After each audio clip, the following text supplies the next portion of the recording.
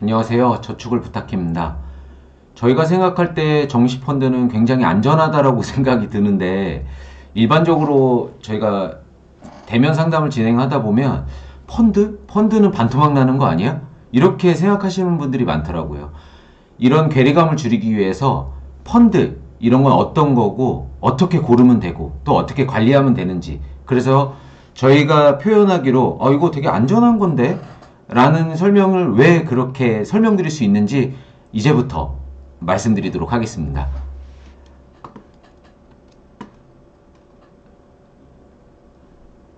정시펀드를 고를 때에는 전체 시장부터 먼저 파악해야 돼요. 물론 네이버 증권에서 차트를 보셔도 되지만 저는 방송으로 설명을 드려야 되기 때문에 좀 더 자세하게 볼 수 있도록 HTS, 증권사 HTS를 통해서 설명을 좀 드려보도록 하겠습니다. 이게 코스피 지수예요. 지수는 뭐냐면 우리나라 국내 주식을 다 더해서 평균 내놓은 거를 이제 코스피 지수라고 하는 거예요. 우리나라 대형주를 다 더해서 평균 내놓은 거. 코스닥은 우리나라 중소형 기업들을 다 더해서 평균 내놓은 거. 이 평균을 보면 우리나라 주식이 지금 현재 싸구나 비싸구나를 어느 정도 판단할 수 있겠죠. 코스피 지수를 보면 이렇게 움직였습니다. 이렇게 움직였는데 전체적으로 보면 와, 되게 많이 올랐어요. 이러면 물론 이렇게 상승세가 센데 우리나라가 더 올라갈 수 있겠다라고 예측할 수도 있겠지만, 제가 봤을 때는 국내형 펀드를 가입한다라는 거는 굉장히 부담스럽다라고 이렇게 판단하는 겁니다. 반대로 중소형주인 코스닥 지수 한번 볼게요. 지금 이렇게만 봤을 때에는 되게 많이 올랐는데 지금 중소형주가 되게 좋은데 라고 보실 수가 있겠지만, 이렇게 과거를 통해서 봤을 때에는 IMF 때 이후로부터 해서 쭉 별로였어요. 그러다가 지금 여기서 요만큼 오른 거죠. 그러면 앞으로 중소형주가 계속적으로 괜찮다라고 봤을 때에는 굉장히 저점이다라고 볼 수 있는 겁니다. 펀드를 고를 때에는 우리나라도 고를 수 있지만 해외도 고를 수 있잖아요. 그래서 해외 지수도 한번 볼게요. 다우 지수는 미국입니다. 미국을 봤을 때에는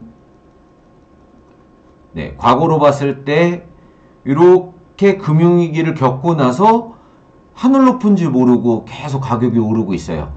이러면 미국이 더 올라갈 수도 있다.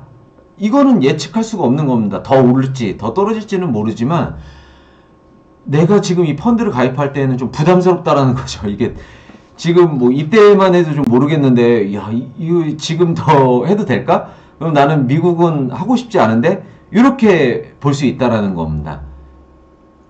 나스닥은 미국의 코스닥이라고 생각하시면 돼요. 많이 또 올랐죠. 이러면 미국은 이제 펀드를 안 고르는 거예요. 중국은 지금 이렇게 단기간에만 봤을 때에는 막 오르고 내리고를 반복했지만 쭉 우상향했어요. 그리고 최근에는 좀 떨어졌어요. 이렇게 보지 마시고 더 멀리 보는 겁니다. 이렇게 더 멀리 봤을 때에는 이렇게 올랐던 적이 있었는데 이렇게 올랐던 적이 있었는데 지금 상대적으로 낮은 가격이구나. 이러면 중국 펀드는 가입해도 되겠구나 라고 예측할 수 있는 겁니다. 중국은 지수가 많죠. 이 국가가 크다 보니까 다른 지수를 봐도 비슷하죠. 이렇게 비슷해요. 이렇게 봤을 때 아직 더 올라갈 그 여지가 좀 있구나 라고 보는 겁니다. 홍콩은 중국 홍콩 비슷한 것 같은데 얘네는 아니죠. 그러면 홍콩 관련된 데는 펀드를 안 고르는 거예요. 일본은 이렇게 봤을 때 뭐 일본 어렵다 많이 언론에서 접했던 것 같은데 지금 굉장히 높죠. 일본 펀드 가입 안 하는 겁니다. 대만은 가입 안 해요. 높죠. 베트남은 높아요. 많이 올랐어요. 하지만 베트남 같은 경우에는 개발도상국이란 말이에요. 그러니까 앞으로도 상승할 여지가 많고, 지금 다른 나라들도 다 마찬가지로 대기업 공장들이 인건비나 뭐 이런 것들 때문에 이쪽 회사들로 많이 가고 있어요. 그러니까 베트남 좀 해도 되겠는데 또 이렇게 판단할 수 있는 겁니다. 물론 지금이 너무 고점이니까 이렇게 조정해서 좀 떨어지지 않을까? 베트남 펀드 하지 말까? 이렇게 예측할 수도 있는 겁니다. 인도 같은 경우에도 보면 막 개발도상국이다 보니까 많이 올랐죠. 최근에 조금 떨어지긴 했지만 그래도 앞으로도 계속 올라가지 않을까라고 예측할 수 있는 겁니다. 지수를 쭉 제가 읊어봤는데 지수를 보다 보니까 조금 보이시나요? 미국은 좀 안 해야 되겠는데? 중국은 좀 고려해도 되겠는데? 뭐 베트남이나 인도 이런 펀드들은 좀 해도 좀 상승 여지가 좀 있겠는데? 이런 식으로 가이드라인을 잡을 수가 있다라는 겁니다. 브라질 같은 경우에도 네, 좀 애매하죠. 그리고 유로존 작년에 그 브렉시트, 그렉시트 뭐 이런 이슈들로 인해서 유럽이 말이 많았는데 지금까지 성과 보세요. 올랐죠. 이렇게 된다라는 거예요. 그러니까 저희가 이런 지수들을 보면서 지금이 재테크를 할 때는 쌀 때 사서 비싸게 파는 게 기본인데 지금 싼 곳이 어디지? 상대적으로 저평가된 데가 어디지를 지수를 보면서 알 수 있다라는 겁니다. 지금 러시아도 제가 많이 추천하고 있는데 러시아도 좀 볼게요. 러시아 추천하면은 이게 뭐지? 라고 생각하신다라는 거죠. 하지만 지수를 보면 얘가 싸다라는 것들을 알 수 있는 겁니다. 여기까지 파악이 됐다라고 하면 실제 펀드들은 어떻게 움직였는지를 알아봐야 되겠죠. 그거를 한번 볼게요. 이 파인이라고 금융감독원에서 만든 홈페이지가 있어요. 여기 보면은 적금, 뭐 펀드, 대출, 뭐 보험, 뭐 연금저축 다 볼 수가 있습니다. 여기에서 저희는 이 펀드 담화를 볼 거예요. 클릭하시면요. 이 첫째 홈페이지가 나와요. 물론 제가 이 홈페이지는 좀 느리기 때문에 미리 창을 열어놨는데 경로는 펀드 담화를 누르시고 여기 마이 펀드 찾기를 누르면 이 해당 화면을 볼 수가 있게 되는 겁니다. 주식형으로 두고 전체로 두고 수익률도 전체 뭐 이런 기관도 전체로 보고 검색을 눌러보면 오늘까지 이 지금 펀드들의 성과들을 볼 수가 있어요. 순위별로 수익률별로 조회가 되겠죠. 넓게 보기를 해놓고 펀드명을 보면서 오늘까지 펀드들이 어떤 것들이 다 좋았는지를 한번 검토를 해보는 겁니다. 1위 중국이죠. 2위 차이나니까 중국이죠. 3위도 차이나니까 중국이에요. 왜 순위가 높냐면 이렇게 1년 수익률, 3년 수익률로 봤을 때 1년 만에 지금 50% 수익을 냈죠. 그러면 지금 3년 동안 51%를 냈는데 최근 1년 동안 54%라는 얘기는 최근 1년 동안 수익을 다 냈다는 뜻인 겁니다. 이렇게 해서 지금 현재까지 잘 되었던 펀드들을 볼 수가 있는 거예요. 코리아 저희 아까 코스피 지수 봤을 때 코스피 지수 좋았죠. 그러니까 이제 이렇게 국내 펀드들도 있는 거예요.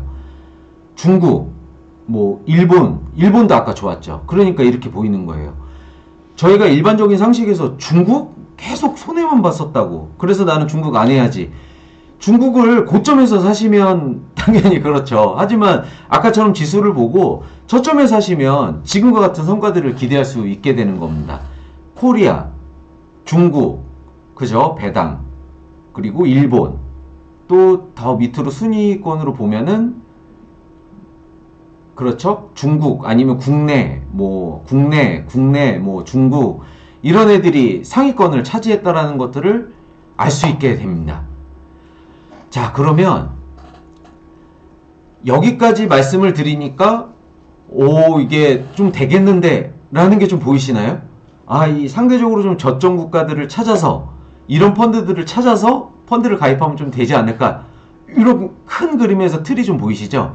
그러면 실제로 내가 이제부터 어떤 펀드를 골라야 될지를 한번 알아보도록 하겠습니다.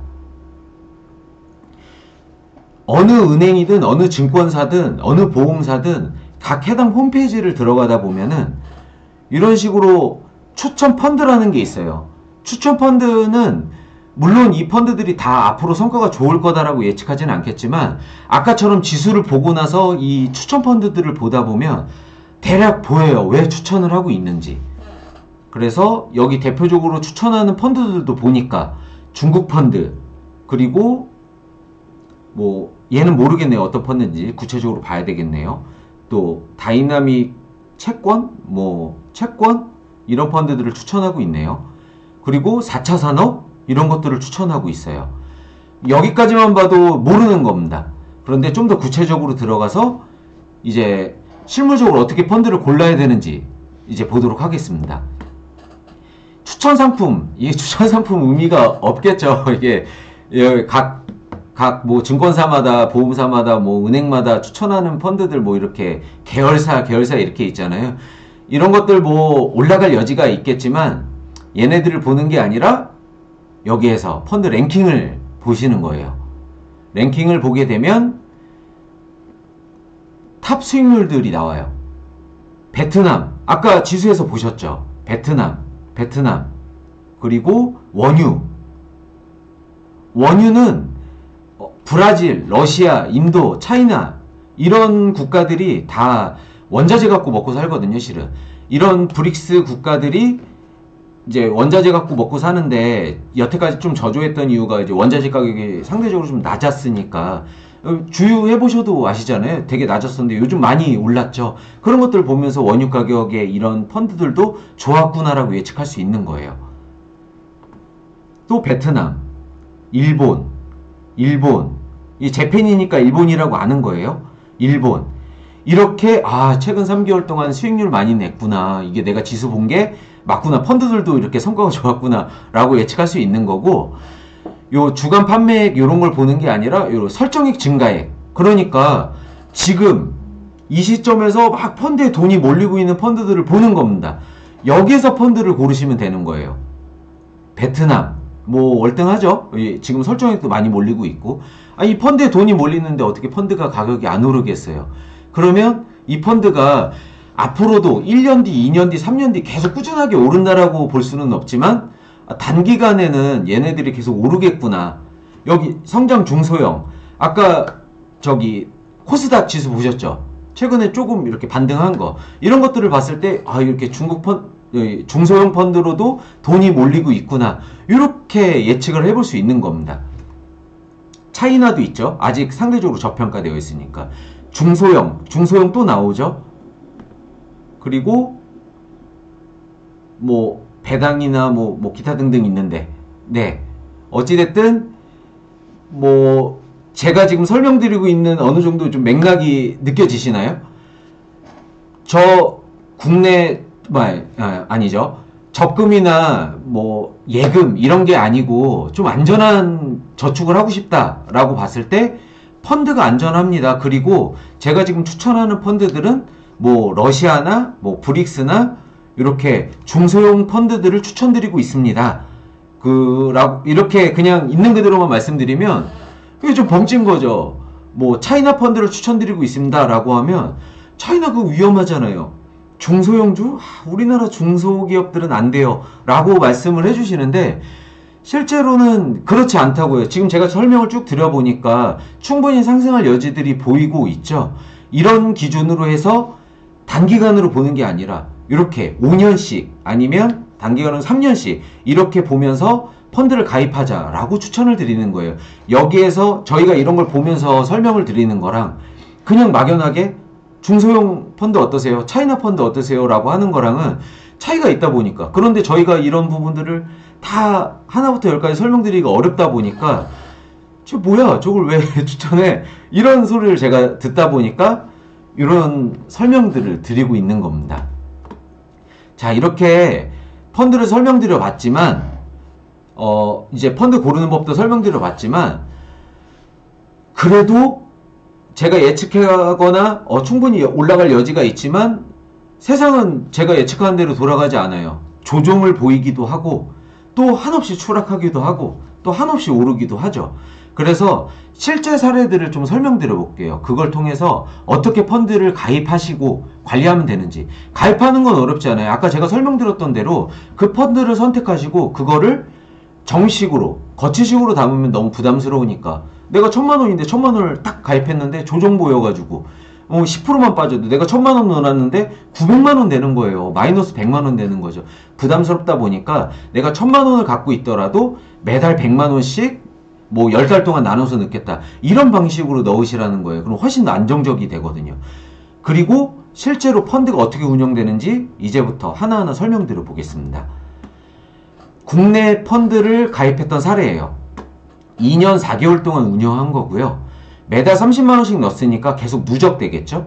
이렇게 해서 누적돼서 60만원 있었다가 90만원 있었다가 뭐 120만원 있었다가 이렇게 점차 늘면서 내 펀드를 실제로 3월달, 4월달, 5월달, 6월달이 될 때마다 이 펀드의 수익이, 누적 수익이 어떻게 되는지를 볼 수가 있는 거예요. 내가 이 펀드를 실제로 가입했다라고 보고 3월달에는 2%였는데 4월달에는 6%였는데 5월달에는 5%였는데 이렇게 보시면 된다라는 거예요. 국내 펀드를 하다 보니까 한 6개월까지는 좀 괜찮다가 그 다음부터 그냥 마이너스를 보기 시작하는데 와 그죠? 이게 얼마예요? 거의 한 2년가량을 계속 마이너스를 하고 있는데 보이시나요? 점점 마이너스가 계속 재미없고 지루하게 계속 이렇게 흘러가고 있다가 점점 회복되기 시작해요. 그죠? 그러다가 요 2017년도 3월에는 거의 원금 도달됐어요. 보통 이때 정리를 하거나 아니면 보통 이 시기쯤 됐을 때 납입을 멈춰버리세요. 그러면 안 된다는 거예요. 계속 넣다 보면은 이때 상대적으로 싸게 사게 되는 거잖아요. 그러니까 계속 돈을 넣어야 된다라는 거죠. 그래서 요때 4월 보니까 이렇게 됐고 5월 보니까 9%가 됐어요. 야, 그러면 이때 매도하시면 되는 거예요. 그런데 펀드는 주식처럼 막 뭐 단기간에 가격이 막 오르고 내리고가 심하지 않기 때문에 4월도, 5월도, 6월도 수익이 어느 정도 유지가 된다라는 거예요. 그래서 이번 달에 안 해도 다음 달에 매도해도 될 정도로 여지가 되게 길다라는 겁니다. 이렇게 보면서 5월이나 6월에 매도를 하시면 이제 안정적인 수익을 얻게 되는 겁니다. 이 브릭스 같은 경우에는 딱 1년 2개월 동안 운영했었는데 가입하고 나서부터 쭉쭉쭉쭉 이제 큰 조정 없이 쭉쭉쭉쭉 올랐어요. 그래서 16%로 매도하게 됐습니다. 물론 내가 예측했던 게 예상대로 잘 흘러가면 보통 이렇게 10% 이상 수익 나요. 아주 재미가 있죠. 하지만 이제부터 예시를 보여드리겠지만 보통 펀드나 주식은 이렇게 움직이지 않습니다. 보통 마이너스를 경험하고 있다가 회복돼서 오르죠. 유럽 펀드 볼게요. 2015년도 5월에 추천을 했다라고 하면 2016년도 그러니까 작년에 브렉시트 얘기도 나왔고 그렉시트 얘기도 나왔어요.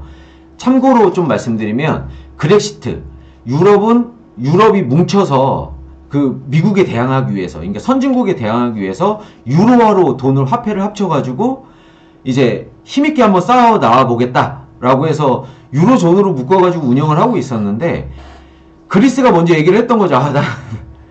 나는 이거 합병해가지고 전혀 도움이 안 됐다. 나는 따로 운영하겠다. 난 유로존으로 묶지 않겠다. 화폐 통합 안 하겠다. 라고 하는 게 이제 그리스 엑시트 합쳐져서 그렉시트라고 하는 거였고요. 영국도 브리티시잖아요. 그러니까 브리티시랑 엑시트. 그러니까 나도 유로존 탈퇴하겠다. 그러니까 탈퇴를 한다니까 이게 주가가 좋겠습니까? 안 좋죠. 그렇게 생각하시면 되는 거예요. 그래서 유럽이 되게 안 좋을 거다. 유럽 망하는 거 아니야 라고 얘기했지만 실제로 운영한 거를 보세요. 쭉쭉쭉쭉 마이너스를 경험했지만 매달 꾸준하게 35만원씩 돈을 넣다 보니까 쭉쭉쭉쭉 가다 보니까 작년 12월부터 해서 회복하기 시작을 하는 겁니다. 회복하고 1월에 7%, 2월에 5%, 3월에 9%. 이때도 매도를 안 했던 이유가 있어요. 저평가되어 있다라고 생각했었으니까 놔뒀던 거고 4월에 13%. 네, 이때 매도하시면 되는 거예요. 실제 매도는 8월에 했는데 이렇게 회복세가 좀 세다 보니까 좀 더 지켜보자 라고 했던 겁니다. 이거는 관리를 저희한테 받고 있다 보니까 제가 이런 코칭을 좀 해드렸던 거예요. 그냥 좀 더 보자. 지금도 어차피 수익률 10% 잡고 가는 거니까 어느 정도 오르다가 좀 조정 보이면 바로 매도하자, 뭐 이런 코멘트를 드렸던 거였고, 실제로 이런 관리를 안 받으셔도 직접 하실 수 있는 거예요. 그냥 내가 기대 수익을 7% 정도로 잡아놨다라고 하면 이때 매도하셨어야죠. 네, 이렇게 보시면 되는 거예요. 실제로는 이때 매도를 했던 거였고. 또 중국 펀드도 볼게요. 중국 펀드 2013년도 3월부터 2015년도 3월까지 2년 동안 운영했어요. 매달 20만원씩 넣었고요. 처음에 10만원씩 넣다가 나중에는 20만원씩 꾸준하게 넣었던 거고요. 여기 보면은 쭉 가입하자마자 와, 이건 정말 특히 이럴 때 마이너스 20만원, 뭐 마이너스 28만원 이럴 때에는 정말 고통스럽죠. 납입을, 얘를 아까워서 해지는 못해도 납입을 멈추고 싶었을 겁니다. 하지만 이때에도 계속 매달 돈을 넣으면서 버티고 있다 보니까 달성됐죠. 그리고 달성됐는데 여기에서 한 가지 특징이 있어요. 제가 말씀드린 대로 야, 얘가 지금 10%는 달성이 됐는데 이거 더 오르는 거 아니야? 이게 지금 얘가 지금 고점이니까 떨어지는 거 아니야? 이게 정말 판단하기가 어려우실 거예요. 그러니까 정말 제가 이런 방법들을 노골적으로 이렇게 보고 이렇게 고른다라고 말씀을 드려도 실제로 직접 운영을 하시면 이런 부분들이 힘들어요. 달성은 되긴 됐는데 뺄까? 아니면 늘까? 이런 게 어렵다 보니까 스스로 약속을 하시면 되는 거예요. 그냥 이 펀드를 하실 때에는 그런 마음이셨잖아요. 그러니까 물가 상승 이상에, 그러니까 4, 5%만 내도 나는 만족하겠다 라고 마음을 먹으셨다면 그 마음 변치 마시고 달성됐어요? 그럼 매도하는 겁니다. 매도되니까 돈이 작아졌죠. 갑자기 다 원금과 이자를 다 회수해서 CMA로 보냈으니까요. 그리고 나서 돈이 들어가고 있는데 또 달성됐으면 매도해서 원금과 이자를 CMA에 넣으시면 되는 거예요. 또 달성됐으면 원금과 이자를 CMA에 넣으시면 되는 거예요. 물론 10월 달부터 그대로 놔뒀으면 지금 수익이 얼마겠어요? 한 40%, 50% 낮겠죠. 하지만 그렇게 하지 마시고 그냥 달성되면 빼고 아까워하지 마시고 그렇게 운영을 하시는 거를 이거를 요 3월까지 유지하시는 거를 이렇게 생각하시면 되는 거예요. 중위험에 난 재테크를 한다라고 생각하시면 되고, 지금 제가 지금 설명드리는 방법, 달성되면 원금과 이자를 전체를 빼버리고, 또 달성되면 원금과 이자를 전체로 빼버리고, 달성되면 원금과 이자를 전체를 CMA로 매도해서 옮겨버리고, 네, 이렇게만 하면은 물가 상승 이상의 수익이 난다라는 겁니다. 자, 그러면 정리를 한번 해볼게요. 펀드 이렇게 관리하세요. 네. 펀드를 고르고 보고 그리고 상대적으로 저평가됐으니까 얘는 앞으로 올라갈 거야 라는 펀드를 가입해 놓는데 얘를 매달 정식으로 가입을 하시고, 그리고 나서 좀 빨리 달성될 수도 있고 늦게 달성될 수도 있지만 믿고 기다리고 계속 돈을 넣고 있다 보면 기대 수익이 달성돼요. 2년 만에 8%가 달성되거나 10%가 달성돼요. 그러면 아까워하지 마시고 원금과 이자를 매도해서 CMA에 넣고 또 계속 매달 정식으로 돈 들어가는 거 들어가고 있겠죠? 그러고 있다가 달성되면 CMA 넣고, 달성되면 CMA 넣고, 제가 말씀드리는 방법대로만 하시면 충분히 4에서 5%의 수익을 낼 수 있을 겁니다. 물론 그죠? 펀드는 원금 손실 될 수 있어요. 예측과 다르게 흘러갈 수도 있고, 뭐 천재지변이나 기타 등등의 이슈들로 그렇게 달성이 아유, 말이 꼬이네요. 안 될 수 있는 거예요.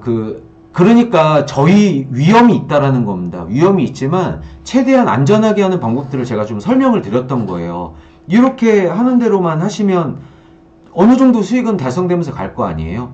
또 제가 하는 방법대로 모든 내 저축 여력을 다 하나의 펀드로만 하는 게 아니라 2개, 3개 정도 나눠서 하게 된다라고 하면 수익률은 상대적으로 4, 5%가 안 나고 3, 4% 나겠지만, 예, 뭐 몇 개가 조금 예측대로 안 흘러간다고 하더라도 물가 상승 이상의 수익은 낼 수 있겠죠. 이런 방식으로 펀드를 고르고 펀드를 가입하고 펀드를 관리하게 되는 겁니다. 또한 저희한테 저희 저축을 부탁해에게 펀드 관리를 맡기게 되면 저희가 아무래도 대응이 좀 더 빠를 거 아니에요. 그래서 한 5에서 6% 정도 난다 생각하시면 되는 겁니다. 네, 이상으로 펀드 관리 안내는 마치도록 하겠습니다. 다음에는 다르게 돈을 운영하거나 관리하는 방법들을 가지고 또 설명드리도록 하겠습니다. 네, 감사합니다.